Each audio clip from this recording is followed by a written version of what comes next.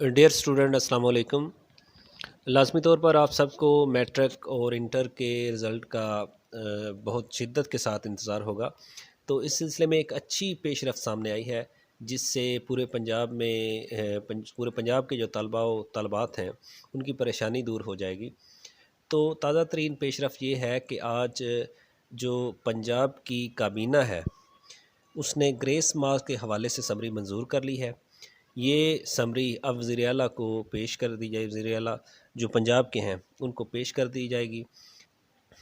अब मैक्सिमम 2 या 3 दिन के अंदर अंदर मैट्रिक और इंटर के रिज़ल्ट्स का ऐलान कर दिया जाएगा, और जो स्टूडेंट्स 33% यानी 33% मार्क्स हासिल नहीं कर सके थे उनको ग्रेस मार्क्स देकर पास कर दिया जाएगा। ये अपडेट पंजाब भर के स्टूडेंट्स यानी बायस गुजरांवाला, रावलपिंडी, लाहौर, मुल्तान, बक्कर, सरगोदा, रहीम यार खान वगैरह पूरे पंजाब के तलबा व तलबात के लिए खुशी का सबब है।